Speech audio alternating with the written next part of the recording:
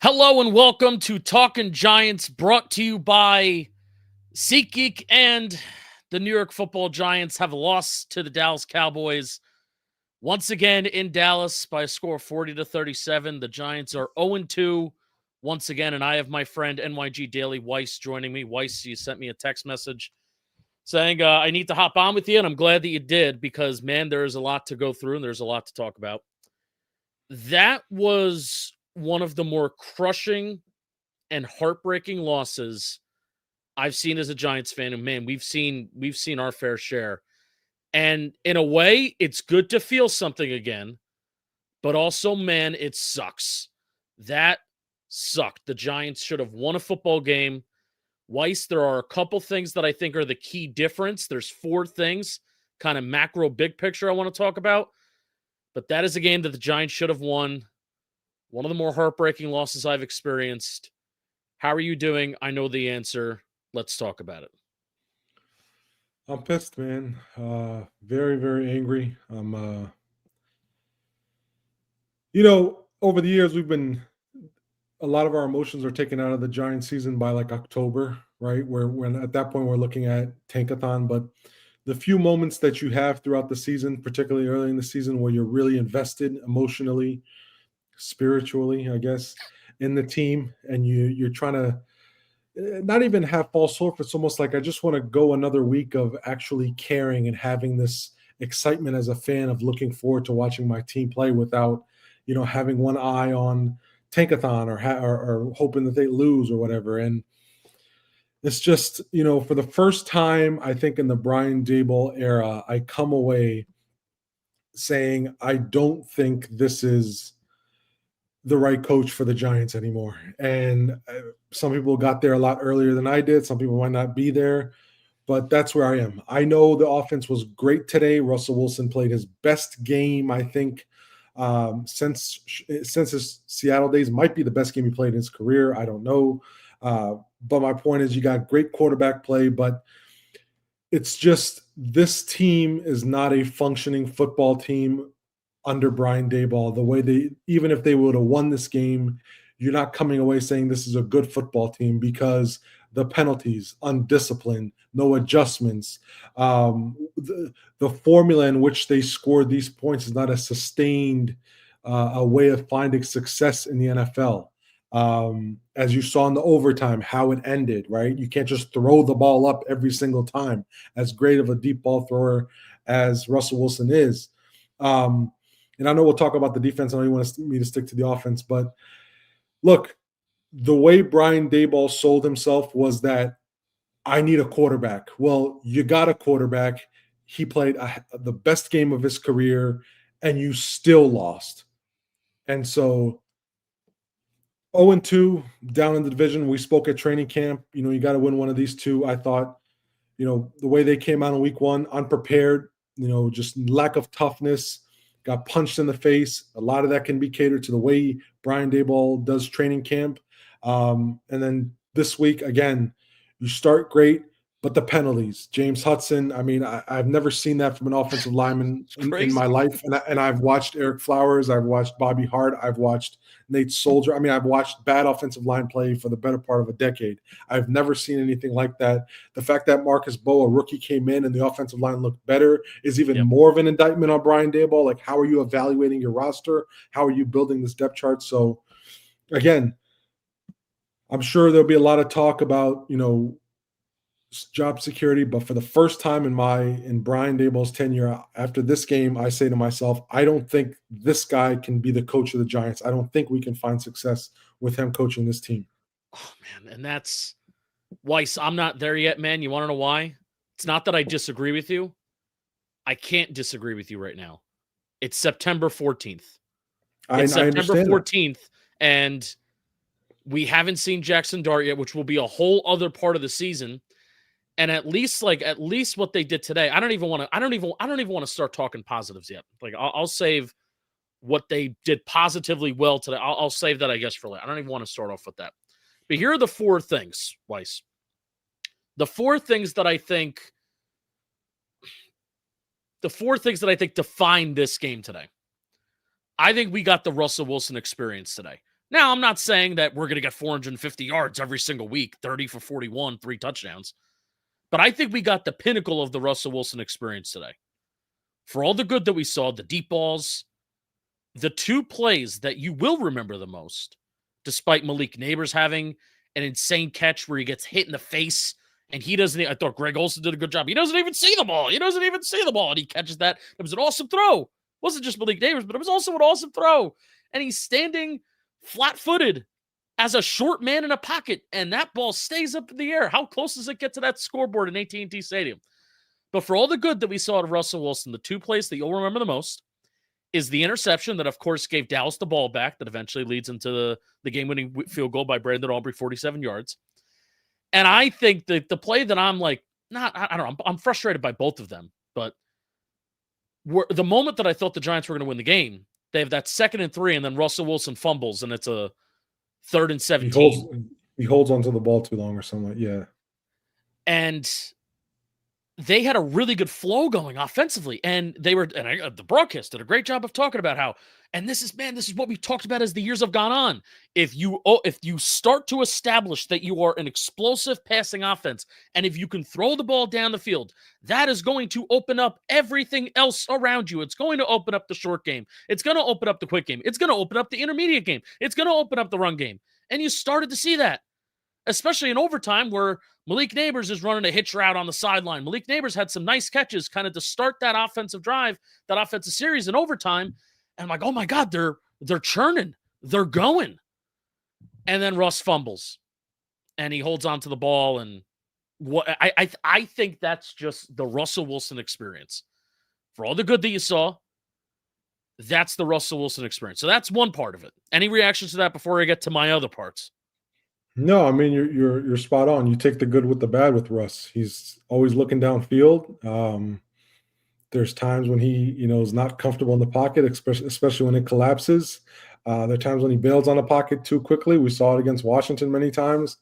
You talk about what the big playability is supposed to do for an offense. The thing is, Justin, I just don't think it does it for this team, because despite the big plays, it was an immediate throw to Malik Neighbors, and then, we're going to chuck the ball deep again, right? It was no, hey, let's run the ball. Cam Scatterbu had some good runs in that second half.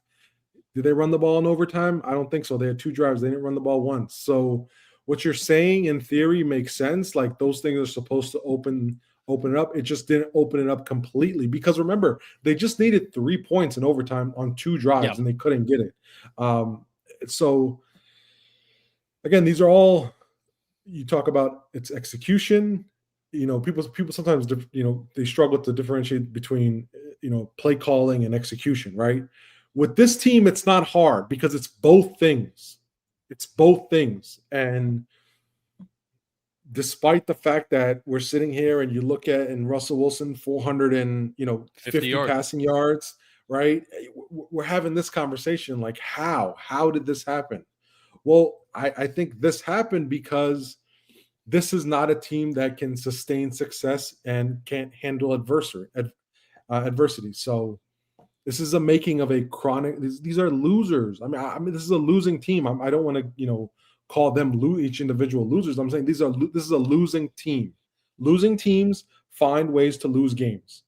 And you listed the mistakes that Russell Wilson made. There's a plethora of other mistakes we can look at on both sides of the ball.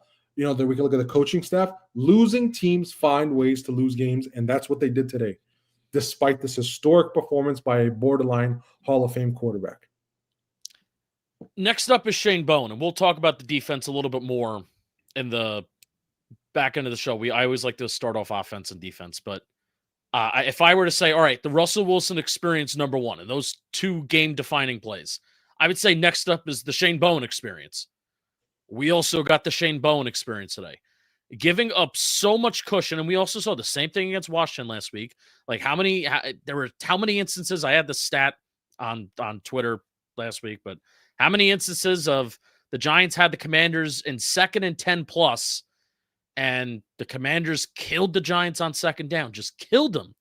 So the Shane Bowen experience today is knowing that The Cowboys have a weapon in Brandon Aubrey that can kick a ball literally 70. That ball, that 64-yard field goal, I feel like it would have been good from 70. It would have, yeah. Crazy. It would have. So It had the you know that distance. they have a It weapon. might have hooked, but yeah. You know that they have a weapon like Brandon Aubrey that can kick 70 yards. Yet you're leaving so much cushion and leaving so much room over the middle of the field. It doesn't give your pass rush an opportunity to get after it. It doesn't give the secondary players you've invested in to make plays on the football. I have more to say about Shane Bowen, but again, I want to save that. On top of that, the Giants went 1 for 5 inside the red zone, which I think is really most notably a first half problem. Like the Giants should not. Yes. Were they walking away from the game in the first half losing? No, it was 13-10, right? They're up by 3. That is, yeah. That there were parts of that game. The Giants are outplaying the Dallas Cowboys. The second half, I thought it was obviously relatively even. The game goes in overtime, so yes. But that first half, the Giants needed to be up by at least 7 to 10 points. Giants going 1 for 5 inside the red zone, most notably a first half problem. 14 penalties for 160 yards. 6 first downs for Dallas from penalties. Almost 20% of Dallas's first downs this game were from Giants penalties. So, Weiss, the Russell Wilson experience, the Shane Bowen experience, problems inside the red zone, and penalties, I think those are the 4 defining things for the Giants today as to why they lost the game. And if you remember that drive to start the second half where Dak Prescott throws the interception and then they're set up to score, like this is what I'm talking about, Justin. Good teams can have sustained success.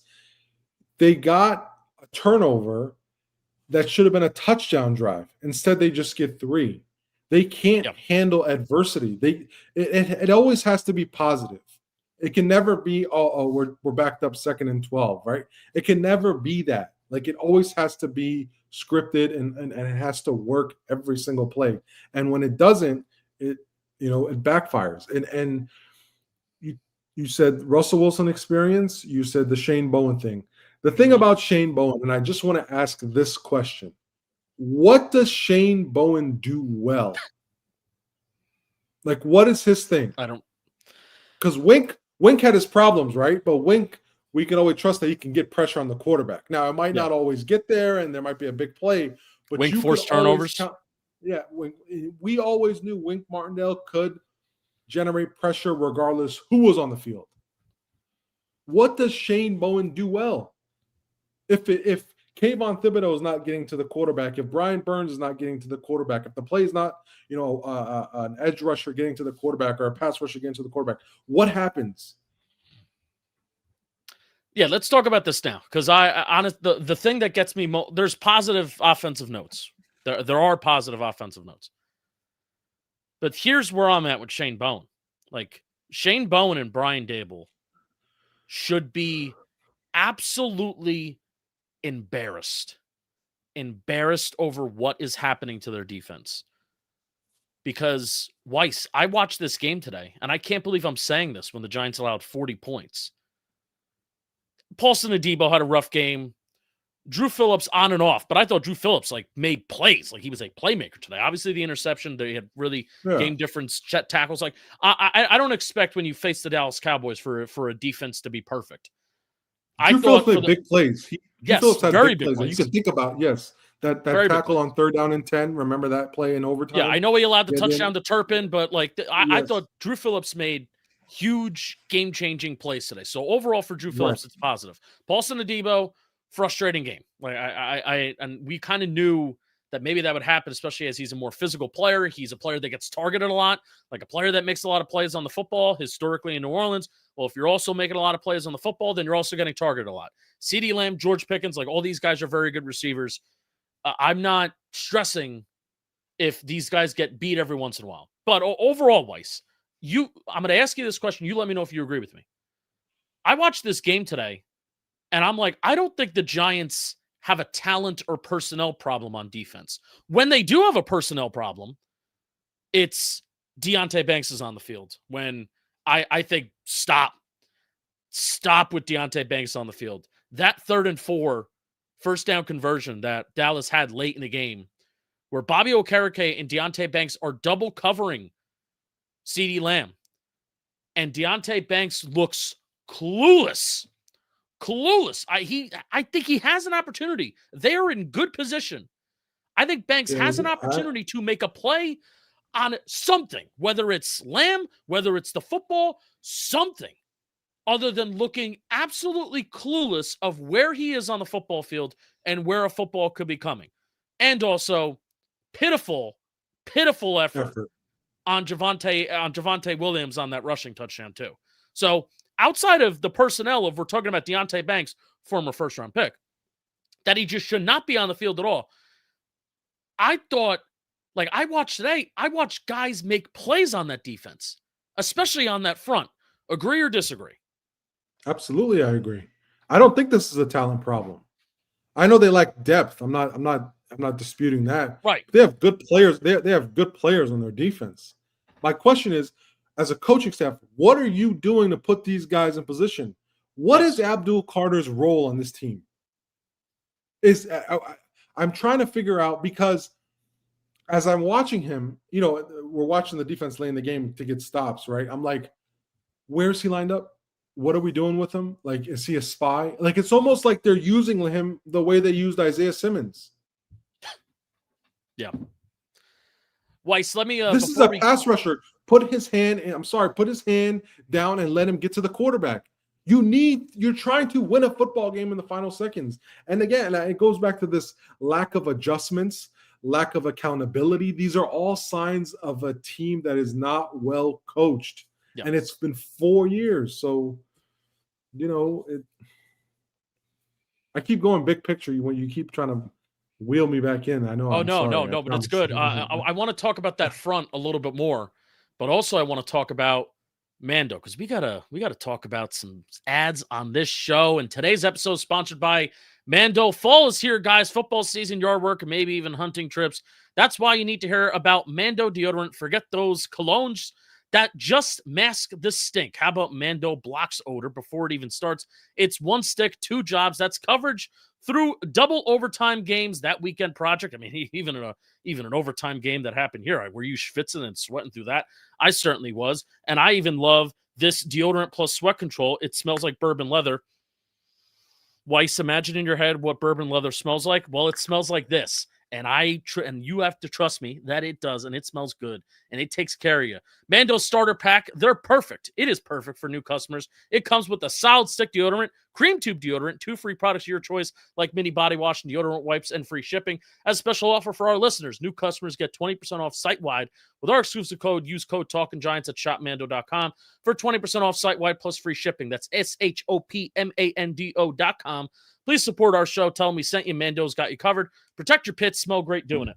So, this Giants front, I thought they dominated today. I thought they kicked ass. The run defense isn't perfect. Whenever Dex is off the field, like our guy, producer Jeff, who's a Cowboy fan. Congratulations, producer Jeff. It's funny. Well, we did joke before the show. Did anybody actually win that game? But he even mentioned, and I guess this is something that I have to go back and I have to watch. Like, anytime Dex came off the field, it was a positive play and a positive run for Dallas. But still, overall, like, Elijah Garcia gets in there and gets a sack. Roy Robertson Harris, I thought, was solid against the run today. And the penalties are killer. The penalties are brutal. But, like, they even talked about on the broadcast how his unnecessary roughness, which he's already gotten a couple of those. He got one in the preseason. Like, I thought Roy Robertson Harris, it looked early on in camp that he was just going to, oh my God, this guy's going to be a fucking disaster. I didn't walk away from this game saying Roy Robertson Harris was bad. Even, had that QB hit. Yes, it's rough in the passer, but those officials were calling shit all day. Dexter Lawrence, is he as dominant as he was last year? No, but am I concerned about Dexter Lawrence? I'm not concerned. Like, he had a quick swing move that resulted in a pressure and a hurry early in the game. He had a tackle on a running back that was a dump off that he makes it forces a third down on a second down. I'm not concerned about Dex. And also what Dex is doing on Kayvon Thibodeau's sack. He pushes the guy back and Pushes the allows guy back. Kayvon. I'm on a couple sacks. Dexter Lawrence is getting pressure on the quarterback, but there was one particular sack that the Giants had on the day where Dex is the only one that's getting double teamed, and it allows Abdul Carter, Kayvon Thibodeau, and Brian Burns to all get one-on-one matchups. So that's the plan. The plan is working. And I think this front, like especially Kayvon Thibodeau, I think is playing his ass off this year. Yes, I he thought is. Kayvon Thibodeau had a great game today. Thought he was active in the run. I like that. There in overtime, he had whether it was a QB hit, whether it was a sack, something on Dak Prescott where he fully extends his body, sacrifices his body. Brian Burns, he's playing off-ball linebacker too, and he's making big hits and plays. He's looking like an all-pro player, taking advantage of young offensive lineman, but he's taking advantage of guys, and he's playing his ass off. And Abdul Carter moves everywhere, and he lines up everywhere, and he looks solid.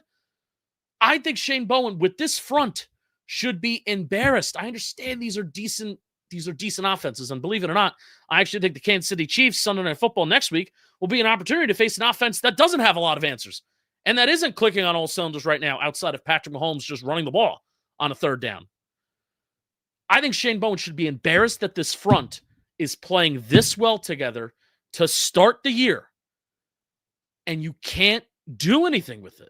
You can't do anything with it. You have a front that is so damn good, and I think they're all playing out of their minds right now. And you're this bad. Your defense is this bad. Yes, you're you know why? Because the defensive line is winning based on the talent that they have, right? And the defense looks good when they continue to win with the talent that they have. But it's never a scheme thing. It's never a play call thing. It's never putting the guy in the right place to make a play. You're asking these guys to go win one-on-ones, and if they don't win their one-on-ones and they don't get to the quarterback, 9 times out of 10 it's a big play for the offense. And that's what it was today. And so that goes back to what I'm saying is like this team has talent on defense. The coaching is letting them down, particularly on the defensive side of the ball. And I'm asking the question, what does Shane Bowen do well? It starts slow, but he doesn't make adjustments. Did he make adjustments in the end of that fourth quarter going into overtime? No. Oh man, the way he disguises blitzes and the way we get to no. Oh, he knows how to get the most out of players. No. So I'm just asking, what advantage do the Giants have with Shane Bowen as their defensive coordinator? No, and they knew, Weiss, they knew they didn't have one. John Mara did everything but fire Shane Bowen during his end of season presser. I put that in quotes when he was just him talking on the Quest Diagnostics field. John Mara did everything but fire Shane Bowen himself. We all were sitting there, including people that cover the team, that follow the team. We were sitting there in January being like, okay, Shane Bowen is still employed, but he's going to be fired, right? And then they never fired him. They never fired him. I was texting a beat writer every day for like a week. Like, are they firing him? Like, it was the strangest thing. It was the strangest thing, especially when talking about the head coach who is an offensive-minded coach and who has had bottom 3 offenses the last couple years, right? So it was the strangest thing that John Mara chose to attack the first-year defensive coordinator, who everybody kind of knew was not the Giants' first nor second choice. Bobby Babich and the defense coordinator from Tennessee being the first 2 choices. So everybody knows that. Everybody knows that Shane Bowen doesn't provide much of an advantage. And people in the building are probably not surprised at this. But they have to deal with it because who else are you going to hire? Who else were you going to bring in? Nobody was going to want to do it. I just can't believe in a game where the defense allowed 40 points. I watched it and I said, I don't think there's a talent issue here. I don't think there's a personnel issue outside of Deonte Banks. Those 2 play. I was so mad at that 3rd and 4 play. I thought it was perfectly covered. You double cover CeeDee Lamb, Bobby Okereke running with him, and it's a nice throw by Dak. You got to layer it over Bobby Okereke. But then Deonte Banks is right behind CeeDee Lamb and just zero awareness of what to do to try and force an incompletion or some sort of positive play for your team. Maybe CeeDee Lamb catches it anyway. Maybe he catches it anyway because he's CeeDee Lamb and he's really good. But also, that's a guy that dropped 2 balls last week in some key and pivotal moments, and you don't even allow him to you don't even really give him an opportunity to possibly, Cowboy fans are talking about a drop because he doesn't know what's going on.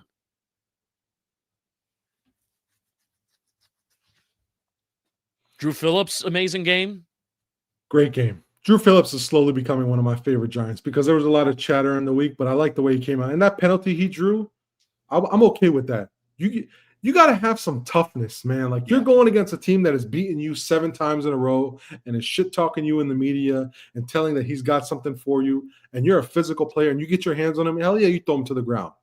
It was a bullshit penalty, but, certain penalties you can live with. But the thing that bothers me the most about the first 2 weeks is, see, last week they just looked unprepared, not ready, made no concerted effort to make any adjustment. It was the only adjustment that they made on offense was, okay, we need to just throw the ball to Malik Neighbors and see if he can, get us back in this game, right?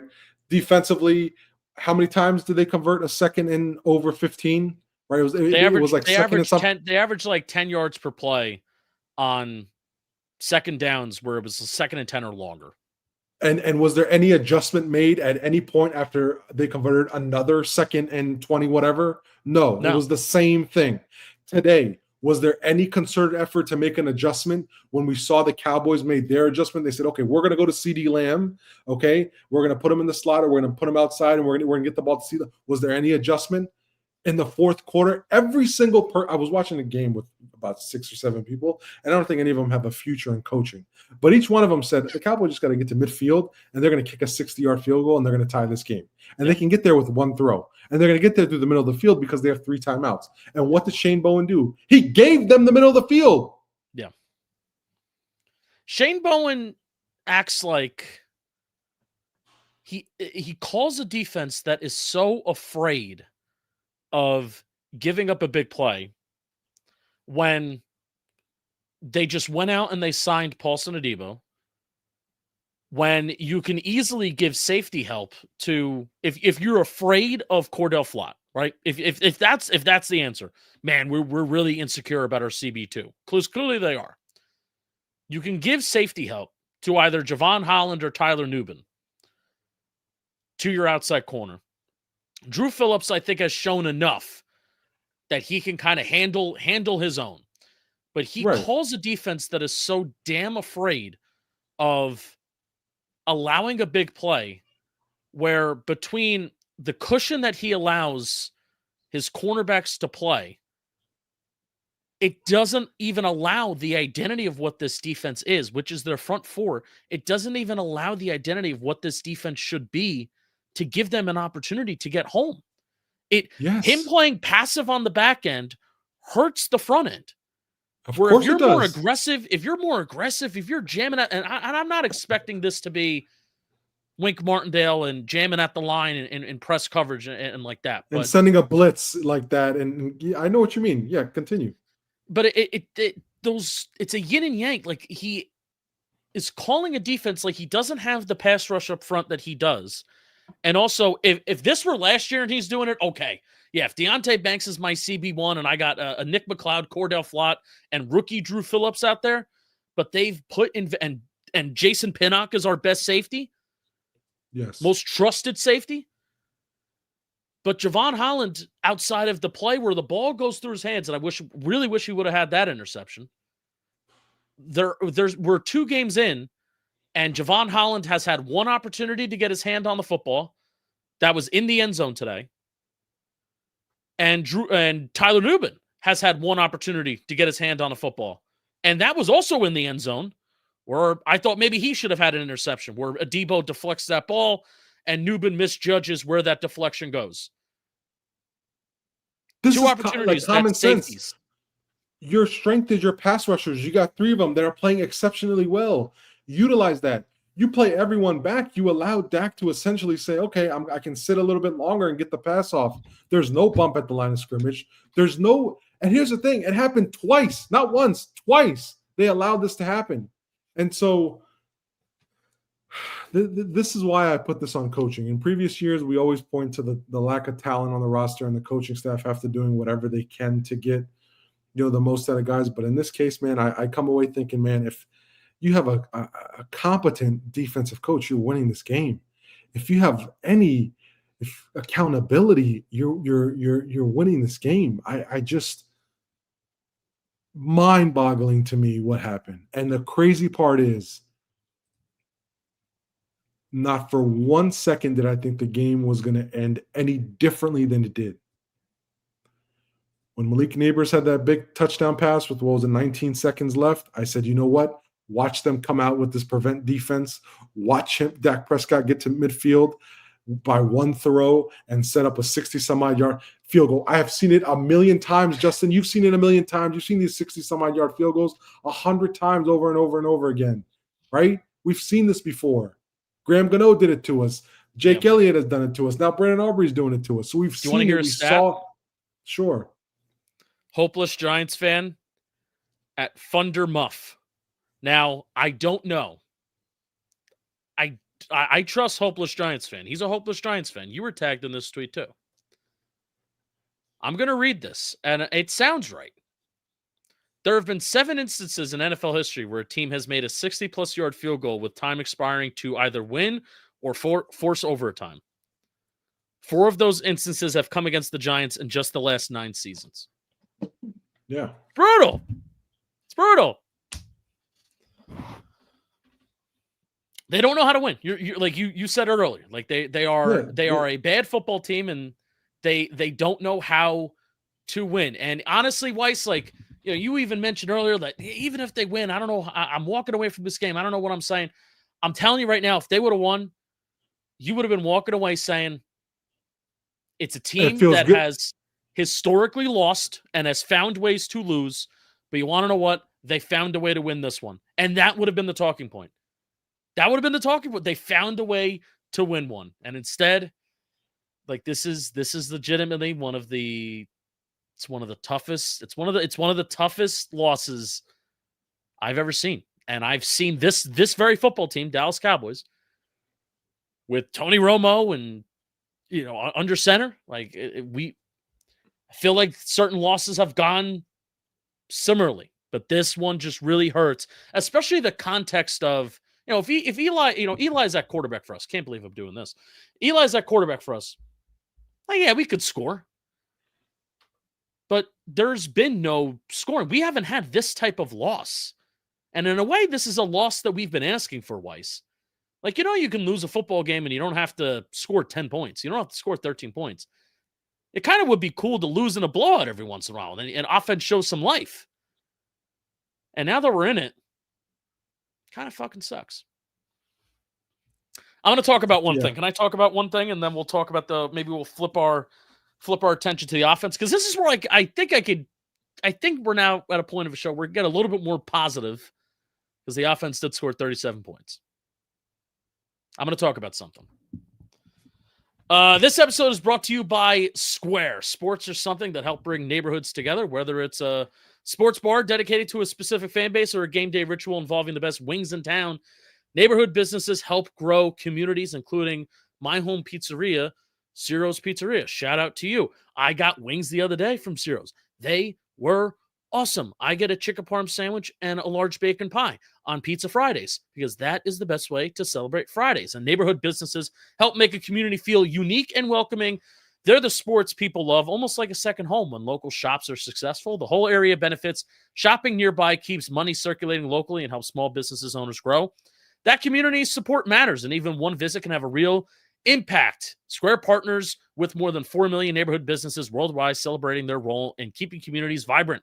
You can go to square.com/Giants to learn more.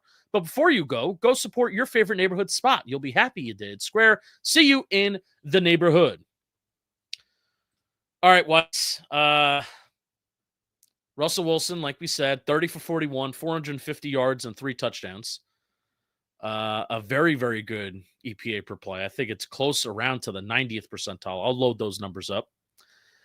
But the Giants offense had 8 plays of 20-plus yards today, 7 passing, 1 rushing. Holy shit, I would kill for that.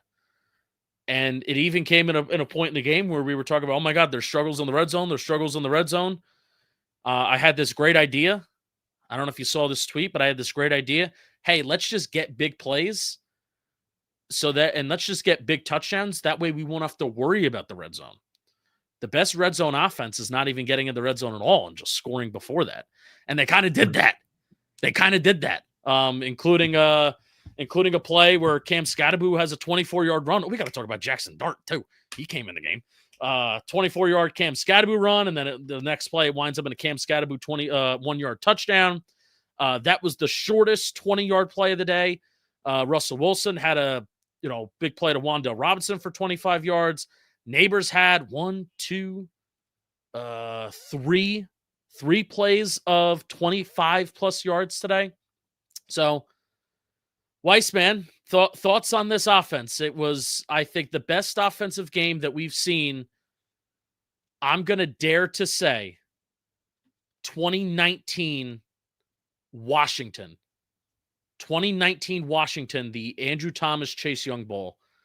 I think this is one of the best scoring outputs that we've seen since then. You can maybe say the Colts game in 2022, or even the Colts game last year. Yeah, maybe that's an argument. In mind.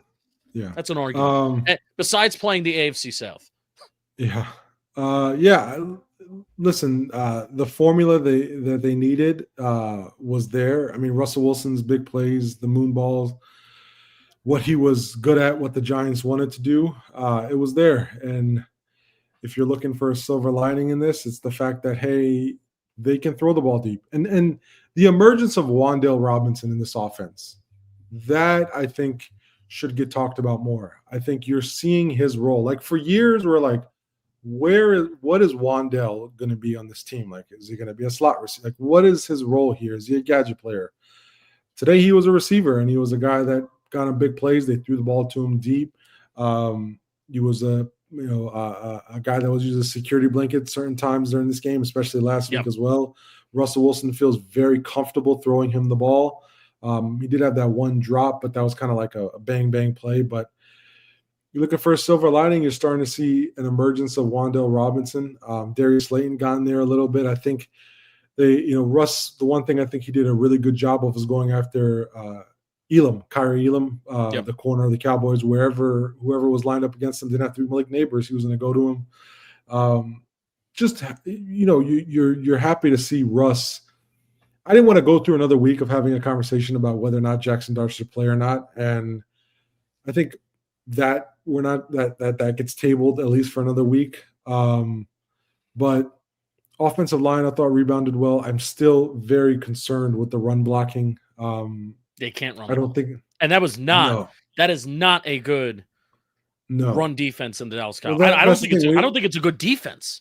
It's not a good defense at all, and it's a very dumb team too. Like they committed a lot of penalties too. Yeah, my thing with them is when I talk about sustained success, is you talk about how when you're able to throw the ball down the field, it opens things up in the short game and in the running game. Well, they still can't run the ball, despite Russ. I think on deep balls he was 9 of 11 for 240 and 3 touchdowns. Yeah, I don't know how you want to talk about sustainability. I'm a big play guy. I don't think you're going to get 8 plays of 20. I mean, you could even get 8 plays of 20-plus yards in a game.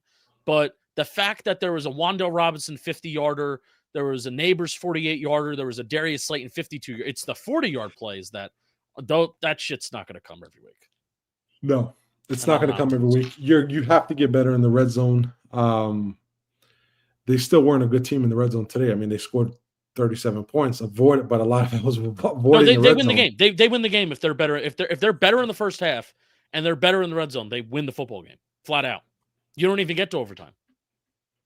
And you can even argue the game script is completely different for the Cowboys, where they become so one-dimensional. If you're winning by 10 points in the second half, then the pass rush can tee off a little bit more and blah, blah, blah, blah, blah. Or maybe even Shane Bowen gets into trouble a little bit earlier, because if he plays so fucking passive all the time, then they would have just dinked and dunked a little bit earlier than they did. But neither here nor there. They win the football game and they dominate in the first half if they're capable inside the red zone.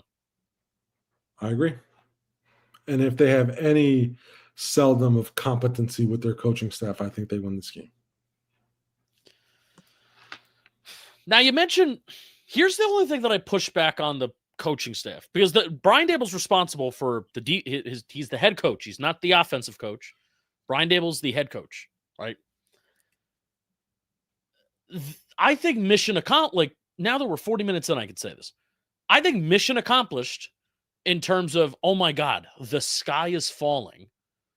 We may not even see capable, functioning football for the Giants showed that they can play functional football today. And the way that you show that you play functional football in the NFL is by scoring points, Weiss. It's the way, regardless of how bad your defense is, if you score points in the NFL, you're watchable. You are flat out watchable. Where even if you have a team that's the 85 Bears on the defensive front, but if your offense is averaging 13, 16 points per game, it's a tough watch. Like the 2016 Giants were a rough watch, a very, very rough watch, even though their defense was so dominant, right? Outside of Odell Beckham Jr. doing one or two things right that would win them the game in 2016. So mission accomplished in that regard of Jaxson Dart will not start Sunday night against the Chiefs for the home opener, which I thought this was it. Like I thought this was it. I did not believe any of I believed it, but I didn't take it seriously. The whole Adam Schefter report that comes out Saturday night of, they're not trying to rush Jaxson Dart in.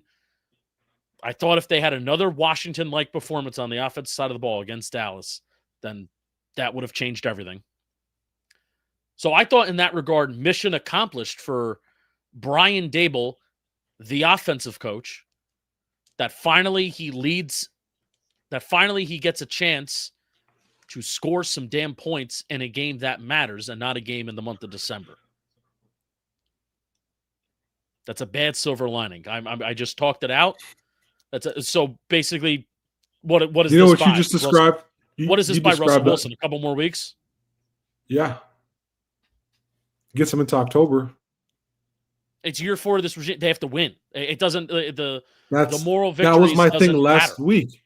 That was my thing about last week. Was like, it doesn't matter who you want to blame on the offense.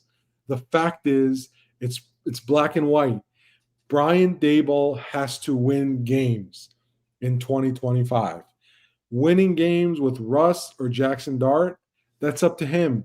But if it ain't working if they had a bad performance offensively like they did in week 1 and week 2, there was a 0% chance they were going to go into their home opener with Russell Wilson starting at quarterback. They couldn't have put him out there where 1 3-and-out drive was going to draw boos and people screaming for Jaxson Dart. But when you get a good offensive performance, great, Russell Wilson can start another week. But the problem with Brian Daboll is you're 0-2, buddy. Like, if you go 0-3, at what point is like, yeah, I'm doing well offensively, but we're not winning games. Like, he's like, moral victories are not going to save Brian Daboll's job. You know what's going to save Brian Daboll's jobs? Winning games. If Russell Wilson plays great and they still lose, it's not going to work. At some point, you're going to put in Jaxson Dart, and part of Jaxson Dart's development, part of his development is going to be him winning games. As unfair as it is to the rookie, and that's very unfair. For Brian Daboll's sake, Jaxson Dart has to show he's a good quarterback, and they have to show that they can win games with Jaxson Dart, because Russell Wilson can play great in week 3 again. He can have another performance where you come away saying, this isn't Russell's fault. This isn't the offense's fault. But if they're 0-3 at that point, like, at what point is it like, hey, we're 0-3, we're 1-5? Like, at some point we have to eliminate the whole how they're losing games, and we have to look at the results, because that's what ultimately matters here. Yeah. So Russ, great game, career high, everything, and I do not put this loss on him, although he made the mistakes in overtime. But at some point, this change is going to come, and as the losses pile up, the closer we're going to get. So they can put out any report that they want, but this isn't a redshirt year for Jaxson Dart. It's only a redshirt year for Jaxson Dart if the Giants are winning games and Russell Wilson's playing great. And only half of that happened today. So it's no longer moral victories. I think I saw somebody say that, it was a tough loss, but it was, the Giants are entertaining again. It's like, entertaining for who? So, Granted, I will say, I wish I said this earlier. That was one of the best. Forget my Giants fandom and forget the fact that I'm gutted, right? That we all are. Forget that fact. That was one of the best football games I have ever watched from an entertainment standpoint. I understand it was sloppy and the penalties, blah, blah, blah, blah. From an entertainment standpoint, like that was a war. Cooper Beebe is sitting on the bench in overtime and he's got blood on his fucking jersey. Brian Burns is, and I don't blame him, like this isn't a conditioning issue, but Brian Burns, they showed him on the broadcast, hands on knees and his head is down. Like these guys fought. And this is not a moral victory, but as a fan, this is what I like to see. And if anything, it's more of an endorsement for the players and the guys that are out there, right? And then, especially as we're talking about, we want this to be a team that when they get punched in the mouth, they punch back. I thought they punched back today. I really thought that they did. It was a war, man, and it was fun to watch that unfold, no matter how gutting and brutal it was. It's unbelievable that they lost, man. Russ, EPA per play, 88th percentile. Dak Prescott, 8 yards per play. I think the Giants' offense, which was, I think, tied Baltimore and Buffalo last week in that thriller. Dak Prescott, 68th percentile, which during the first half, Russ had a very similar EPA per play. It was around that 88th to 90 percentile. And Dak Prescott, it was a lot lower. I think it was closer to 50. CPOE, which basically measures accuracy, completion percentage over expected, 93rd percentile for Russell Wilson, 59th percentile for Dak Prescott, and the Giants lost. Wow. And the Giants lost. It's unbelievable. Losing teams find ways to lose games. That's the name of it. The Giants right now are a losing franchise. They don't know how to win games. They have players that can make winning plays, but collectively as a team, top to bottom, they are a losing team. And this is what happens. You sit there and you're wondering, how the hell did we lose this game? And the simple answer is, we're a losing team. This is what losing teams do. And it's unfortunate because this adds to that, heartache that we've been experiencing for years and years and years now, where the short amount of time that we're plugged into a season, right? There's always that one game where it's like, that was that game. And for us, it was this week. So it looks like they're going to be playing. It's going to be 2 0-2 teams on Sunday Night Football next week. It looks like the Chiefs are going to catch an L here at home, and they're going to fall to 0-2. So I haven't watched much of this game because I had it on when I was doing prep for this, and I haven't watched it since we started. But that offense can't do anything, and the only functioning thing that is doing anything on the Chiefs' offense is Patrick Mahomes scrambling. That is the only thing that is functioning for them right now. So, and occasionally they'll get a big play to Travis Kelce. Yeah, but if you're the Kansas City Chiefs, all you got to do is watch game film of this game and see how the Cowboys got the ball to Jake Ferguson. And I think Travis Kelce can do that. Weiss, before we put a bow on this, we got to talk about Marcus Bow. We got to talk about James Hudson. But I got to talk to you about Hims. I got to talk to you about Hims because Hims can't solve snoring or blanket stealing, but when it comes to performance, they've got you covered. Take control of ED with personalized treatments made with proven ingredients prescribed by licensed providers 100% online. Through Hims, you can access personalized prescription treatment options for ED like Hard Mints, SexRx Plus, Climate Control. If you're prescribed, you shouldn't have to go out of your way to feel like yourself. Hims brings expert care straight to you with 100% online access to personalized treatments that put your goals first. To get simple online access to personalized, affordable care for ED, hair loss, weight loss, and more, visit hims.com/giants. That's hims.com/giants for your free online visit. hims.com/giants. Actual price will depend on product and subscription plan. Featured products include compounded drug products, which the FDA does not approve or verify for safety, effectiveness, or quality. Prescription required. See website for details, restrictions, and important safety information. Marcus Bowe and James Hudson. Let's talk about James Hudson first. Let's relive this together, shall we? So this is all consecutive with each other, pretty much. The worst series I've ever seen a New York Giants offensive lineman play in my life. James Hudson has unnecessary roughness, personal foul penalty because he slapped a man in the head. Now, I will say, defensive end was slipping, and it was one of those club moves that, like, it wasn't Tyler Guyton open-handed slapping an Eagles defensive lineman in the face like he did week 1. And it was after that a memo went out to the teams. Hey, you can't do that. Do not do that. And Tyler James Hudson was doing that during training camp. That's what started a couple of the scuffles that we had. Right. And as we saw, James Hudson is an emotional person. Yeah. Thank God for James Hudson. Then James Hudson had a false start.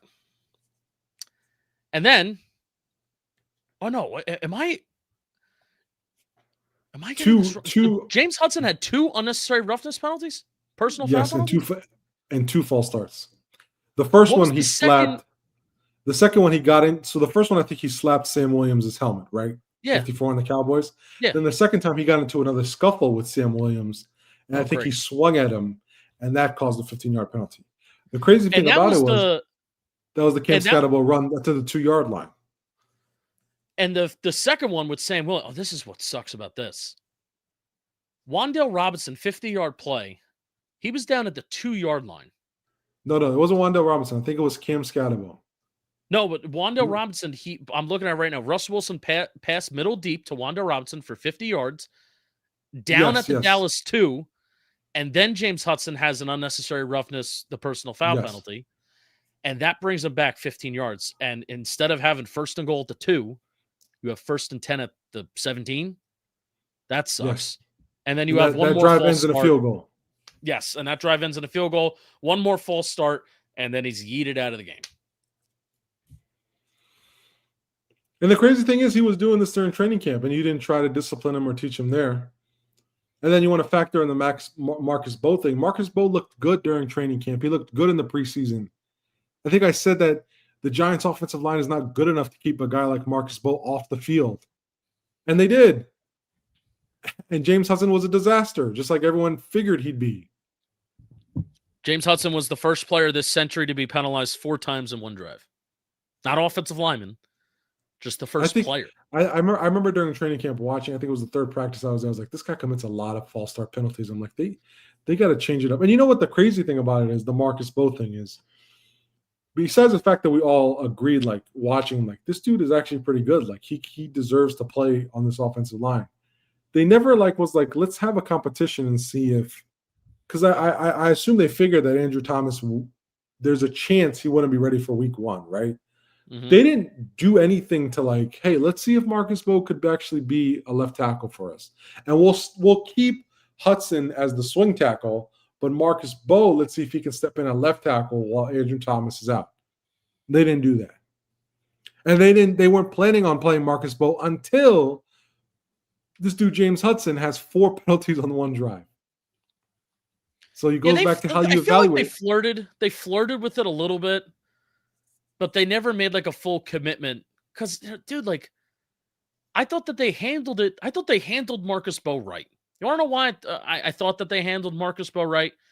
Because this guy is a 5th-round rookie, and you just paid somebody $12 million to be your swing tackle. You just paid somebody the same contract that you're giving Jermaine Illuminor, by the way. The same contract you're giving him, you just gave somebody to be the swing tackle. So that's why I thought, like, you're handling it right. You don't want to, like, we've had plenty of times where, okay, Shane Lemieux, go ahead, be the starter. Like, there have been plenty of times where we've put too much on day 3 draft picks, especially on the offensive line. Day 3 draft picks. Okay, go and save the day now because you fucking have to. But the dude, I tried to watch Marcus Bowe as much as I could as you're trying to watch 25 different things. But the fact that we didn't call his name once outside of the first play that he was in the game, he had a false start. The fact that we didn't call his name once. That wasn't him. That was Daniel Bellinger, 82. That was not a false start on Marcus Bowe. Yeah. So outside of that, didn't say his name, didn't make a glaring mistake. I don't think he allowed a sack. I mean, they started to run the ball a little bit better when he entered into the game. Was that because of him? I don't fully know. But, dude, what Marcus Bowe showed today is I feel like the Marcus Bowe that we saw during preseason and during training camp. And it's a guy that's fast. It's a guy that's athletic. It's a guy I'm very surprised at how well balanced he is, like his balance as a football player when he looked like a newborn animal, like playing at Purdue, like just totally out of control. It's like, like animals, like deer. I compared it to this. When deer and horses are born, they know how to run, but they don't know how to, if you know what I mean. It's like that with Marcus Bowe, and he's looked like a mature, athletic, aggressive football player so far during his NFL career. And he got his first action. So good on Marcus Bowe. What do you do with him if Andrew Thomas comes back? Oh, well, then he is the swing tackle. Do you move him to right guard and put Greg Van Roten at center? No, because JMS continues to be abysmal, and I think Greg Van Roten has been bad too. I think the main culprit in their lack of ability to run the football has been John Michael Schmidt. There's not a good answer, and they didn't think they missed out on Will Freeze. This is what they did this offseason. They missed out on Will Freeze, who they were willing to give a significant amount of money to at the guard position. They pivoted from that and then did nothing with the interior offensive line besides bring back Greg Van Roten. So their first plan before a Debo and before Holland was, we're going to go after Will Freeze and we're going to go after an interior lineman. That was the one guy that I guess they had on their radar. They didn't get that guy, and then they did nothing. That seems like a very smart strategy. They viewed the offensive line and the interior offensive line as a priority enough to give a big money contract, and that was not going to be a John Runyon guard contract. No. That was going to be a big money contract. Yeah. And then they missed out on that one guy, and it's like, yep, let's just run it back. So, I don't think the JMS situation is going to fix itself. There is no solution. The only solution would be if Evan Neal is a capable player, but he hasn't suited up once this year. So, and he is not a capable player. So I think if you're where the Giants are right now, where there's a lot of undiscipline and lack of accountability and effort questions, you want to talk about ways to turn your season around outside of doing the simple things correctly and being better. You got to hold players accountable. They're not playing well. You got to make adjustments. And I think Marcus Bowe gives you that opportunity to do something bold because JMS has not looked good, man. He just looks overpowered every single time they run the football. And I don't think fondly of the Dallas Cowboys defensive line. I know they added Kenny Clark and all that, but no, this should not the fact that they continue to struggle to run the football, it is concerning. And if you're going to turn this around and you're eventually going to go to a rookie quarterback, you got to be able to run the football. And it's an alarming thing. And you're going to have to do something eventually. Wan'Dale Robinson, career day, 8 catches, 10 targets, 142 yards, 34 of those coming off a yak. They really did a good job of taking advantage of cover 2 and cover 3 looks. They ripped the seam in middle of the field when they were running cover 2. When they were running cover 3, they attacked the middle of the field as well. That's what you got to do. Malik Neighbors almost had a career day. I mean, I would say I think it's the second best game of his career yards wise. 9 catches, 13 targets, 162 yards, 2 touchdowns, 19 yards after the catch.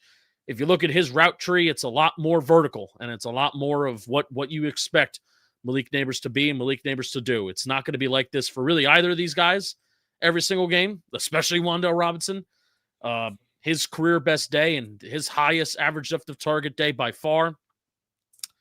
Darius Slayton finally. I thought Theo Johnson deserves a shout out too of being a factor in the middle of the field. He had a nice third down conversion early in the game, and then the play before that, he had a nice catch that was bobbled with a lot of velocity on it. And then I guess the only thing we have to talk about now is what did you think about Jaxson Dart checking into the game? It was cool in the first play when it got him that big run, but then I didn't like it when they did it on that game tying drive. It was kind of weird. Russ didn't look too happy about it either. This whole package stuff doesn't make sense to me. It doesn't make sense to me that they've made him the quarterback too. I always thought it would be a clean slate when they put him in, not in the situation where if Russell Wilson gets hurt. But I just want to see him play, man. I think I love Russ. I'm a huge Russell Wilson fan. His Seattle days were very, very fun for me. I don't know if I told you that at training camp, but I thought there could be a chance of a renaissance year, and he had a great game. He could follow it up with another game, and we're having a different conversation. But sitting at 0-2 where we are, seeing a lot of the other young quarterbacks out there, it makes you hungry to see what this young kid can do, especially the preseason, how exciting it was. And I just feel like the offense is tailored more to him. And I know that sounds crazy because Russell Wilson just had, a career day, but I'm ready for Jaxson Dart whenever that might come. I hope it comes sooner rather than later, to be perfectly honest with you. So if it were you, are you starting Dart this Sunday against Chiefs? No, I don't think you can do that to Russ. I think he played well. I think it would be unfair. It wouldn't be a good thing to do. It wouldn't be a good look for Brian Daboll. Wouldn't make sense either. I think you give Russ a week, another week. You kind of go week to week now, right? I think Russ bought himself another week, and if it's a Washington game, then you have the conversation. But ultimately, I think the performance buys him 2 weeks, and then we'll see where we are at the end of October, at the end of September. But again, if you're staring at 0-4 or 1-3 or 1-4 or whatever the situation could present itself, Brian Daboll has to make the switch. It has to happen, even if it doesn't make sense. Even if Russ is playing well, you're going to have to make the switch because Brian Daboll needs to win games. So I'd say continue week to week. We'll see what happens against Kansas City. It's a much better defense. I don't suspect you'll see the breakdowns like you had with Dallas in the secondary, those big plays.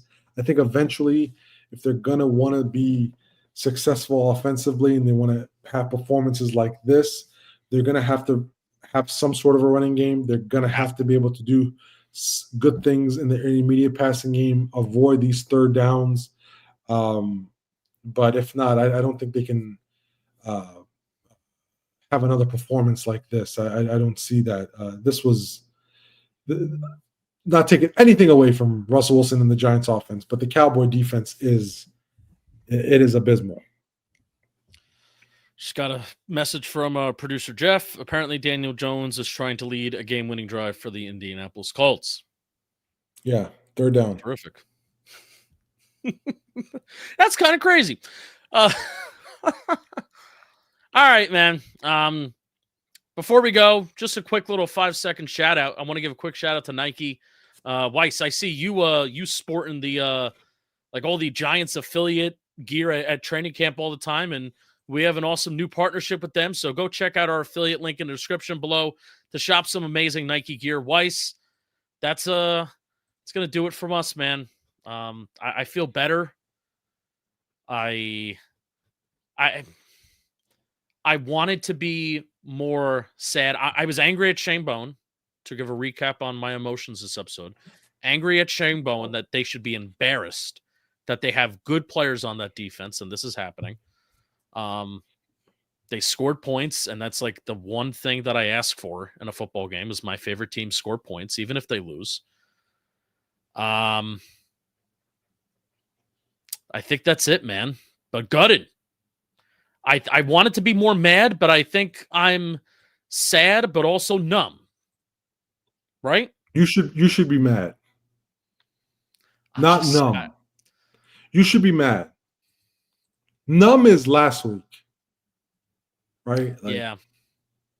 This is different. It's turned into numbness. I was mad when it ended. I was even mad at the start. So it eventually becomes that, right? But this week, even though it's been on par with all like the different losing seasons the Giants have had, like they always had that one game early in the season that kind of wheels you back in, right? where they pull off a win against Seattle or they pull off a win against Houston, right? They always will you back in with something where you're like, oh, I'm going to tune in for another week and actually care and be, in the game. This should leave you pissed off, man. Or how about this? Yeah. I'm tired. I'm tired of this football team. They make me tired. I'm tired of this head coach. He's starting to really piss me off. He's starting to really really, really piss me off. Then you're going to get even more mad because it's September 14th. Yeah. Well, eventually I'm going to become numb, right? When eventually that numbness is going to come if the season is headed toward the way it's headed. But right now I am irate with the way he's coached this football team and just how undisciplined they are. And the Colts just missed the field goal. Oh, no. So no Daniel Jones game-winning field goal. Oh, no. That stinks. Yeah. But you should be pissed. Uh-oh. There's a flag on the play. Flag on the play. All right, well, you'll never know what happens because we're going to end it here. Thanks for watching. If you're watching on YouTube, appreciate you. We're going live after the game is over to always give reactions and stuff after the game now. So give the stream a like. And how about this? If you're on podcast apps too, leave the show a 5-star rating. Haven't asked for that in a while. Appreciate you. We'll see you in the middle of the week. Thank you, Weiss, for joining me. Let's go, Giants. Peace.